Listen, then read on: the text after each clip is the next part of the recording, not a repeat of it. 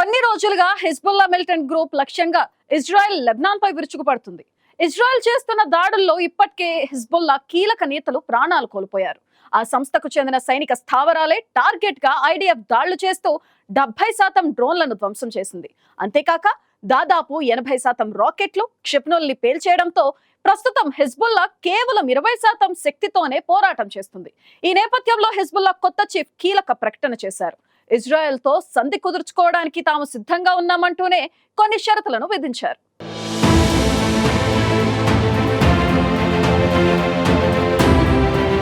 Hamas అంతమే లక్ష్యంగా యుద్ధాన్ని ప్రారంభించిన ఇజ్రాయెల్ ఇప్పుడు హిజ్బుల్లాను టార్గెట్ చేస్తూ లెబనాన్పై దాడులు చేస్తోంది.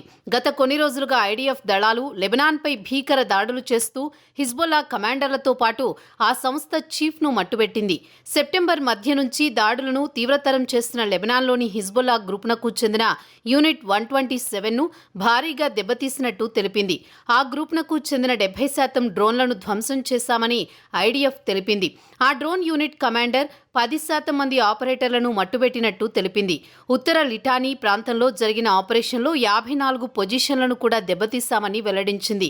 దాదాపు ఆ యూనిట్ ఆపరేషన్లను నిర్వహిస్తున్న 24 ప్రదేశాలు, 8 అసెంబ్లింగ్ సెంటర్లు, 6 అండర్ గ్రౌండ్ బేస్లు, 7 డ్రోన్ గోదాములను పేల్చేసినట్లు ఐడిఎఫ్ తెలిపింది. వాస్తవానికి హిజ్బుల్లా డ్రోన్లతో ఇజ్రాయెల్ ఎయిర్ డిఫెన్స్ వ్యవస్థలకు ఇబ్బందులు తప్పడం లేదు.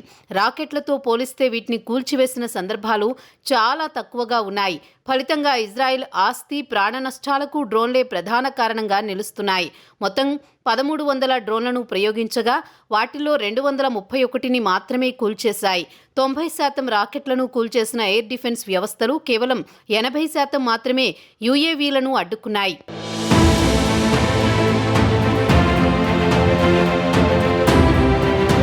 హిజ్బుల్లా అంటేనే ఓ రాకెట్ శక్తి. ఇజ్రాయెల్తో యుద్ధంలో అది తీవ్రంగా దెబ్బతింది. హిజ్బుల్లా దగ్గర యుద్ధానికి ముందు వరకు దాదాపు 1.5 లక్షల ప్రొజెక్టైల్స్ ఉండేవి. హిజ్బుల్లాకు చెందిన దాదాపు 80% రాకెట్లు, క్షిపణులను ఇజ్రాయెల్ ధ్వంసం చేసింది. ఈ విషయాన్ని ఆ దేశ రక్షణ మంత్రి గాల్లంట్ తెలిపారు. ప్రస్తుతం హిజ్బుల్లా మిగిలిన 20% శక్తితోనే పోరాడుతోందన్నారు. మరోవైపు హిజ్బుల్లాకు అండగా నిలిచిన ఇరాన్లోని క్షిపణి, ఇంధన మిక్సర్లను ఇజ్రాయెల్ ధ్వంసం చేసింది. దీంతో హిజ్బుల్లా కూడా తిరిగి క్షిపణులను వెంటనే తయారు చేసుకోలేని పరిస్థితి తలెత్తింది. శాంతి స్థాపన కోసం ఇజ్రాయెల్తో తాము సంధికి సిద్ధమని లెబనాన్ మిలిటెంట్ గ్రూప్ హిజ్బుల్లా కొత్త నాయకుడు నయీం ఖాసెం ప్రకటించారు. అయితే సంధికి తమ షరతులు వర్తిస్తాయని పేర్కొన్నారు. లెబనాన్లోని బాల్బెక్ నగరంలో హిజ్బుల్లా స్థావరాలపై ఇజ్రాయెల్ గత కొన్ని రోజుల్లో దాడులు చేస్తోంది. ఈ దాడుల్లో ఇప్పటికే ఒక హిజ్బుల్లా సీనియర్ కమాండర్ చనిపోయాడు.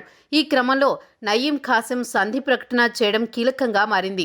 ఇజ్రాయెల్ ఎన్ని దాడులు చేసినా నెలల తరబడి ఆ దాడులను తట్టుకునే సామర్థ్యం హిజ్బుల్లాకు ఉందని, కానీ ఇజ్రాయెల్ కూడా ఈ యుద్ధంలో చాలా కోల్పోవాల్సి ఉంటుందని నయీం ఖాసెం హెచ్చరించారు. అందుకే సంధి కోసం ఇజ్రాయెల్ కూడా ముందుకు వస్తే తాము కాల్పుల విరమణకు సిద్ధమని తెలిపారు.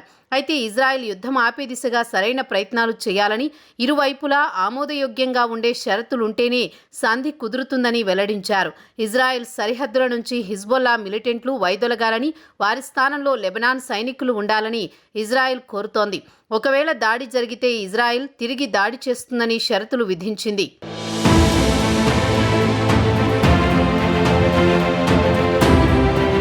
ఇక లెబనాన్పై ఇజ్రాయెల్ దళాలు విరుచుకుపడుతుండడంపై లెబనాన్ ప్రధాని నజీబ్ మికాటి ఆగ్రహం వ్యక్తం చేశారు.